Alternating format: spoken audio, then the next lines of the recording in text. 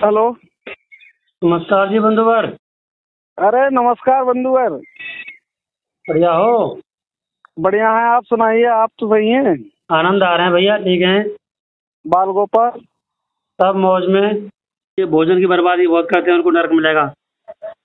हाँ, ये तो रियल बात है। देखो, मैं कभी भी अपने किसी दावत में जाता हूँ ना, तो भरपूर कोशिश करता हूँ कि मैं भोजन वेस्ट नहीं जाने दूं, क्योंकि जो कमाता है ना, उसको माले में जो खिलाता है कमाने के बाद, कि उसने किस प्रकार हम लोगों को खिलाया है।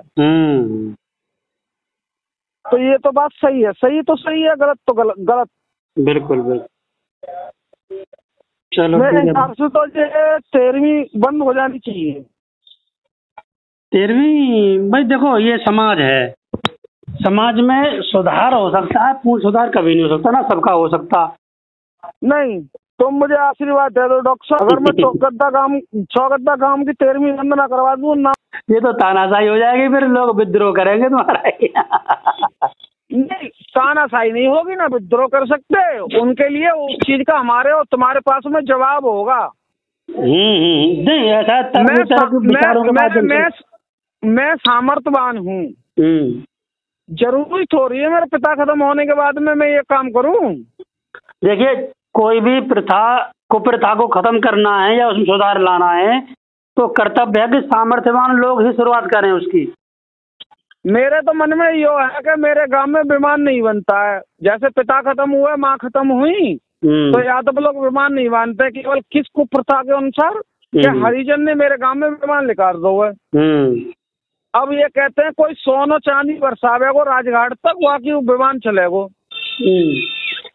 चलो ठीक है, 2 लाख रुपए में हम अपने बाप महतारी के ऊपर इतने पत्ता सोने चांदी के बनवा लाएंगे, अभी ननवारे पैदा ना होंगे, लिखा देंगे।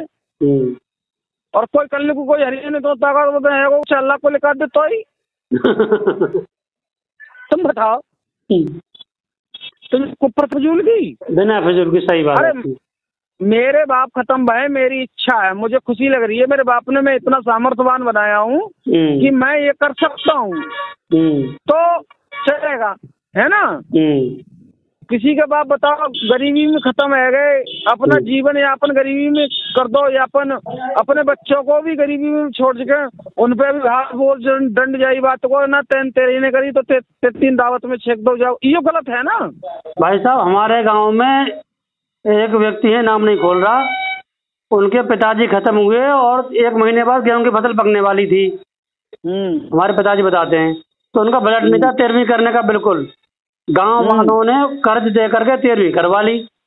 अब 13वीं करवा ली, अब ब्याज चलना शुरू हो गया, तो ब्याज तो बहुत रौ की तरह बढ़ता है। तो भाई साहब वो इतने दब गए कि उनकी रूटीन इतना खराब हो गया कि उनके लड़के और उनके नाती तक जमीन बेचने का रूटीन बन गया। वो अब उनका 2-2 डेढ़ बीघा जमीन पड़ रही है ना। अगर 1-1.5 महीने बाद करते, मान लो जितनी सामर्थ्य थी उतनी करते, तो हो सकता है ना बिकती। बिल्कुल। ये हुआ, इसलिए कुप्रथा तो कुप्रथा है, इसको परिवर्तन लाना चाहिए।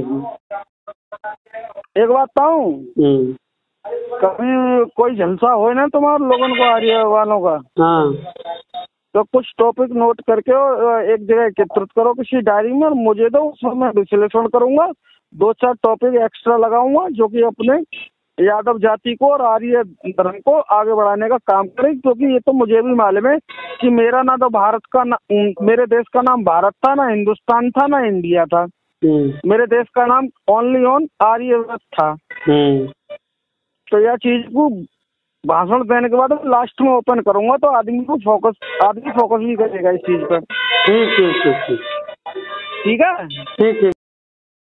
इस चैनल के लिए सब्सक्राइब कर बेल आइकन को ऑल पर दबा दें और वीडियो को शेयर करें।